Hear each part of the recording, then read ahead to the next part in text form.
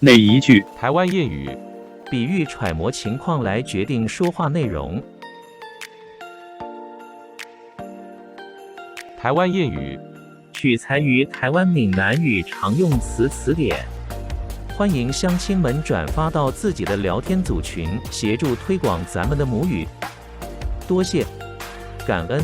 台湾谚语，看安姨顺尾尾，灵媒顺着对方的心意说话，比喻揣摩情况来决定说话内容。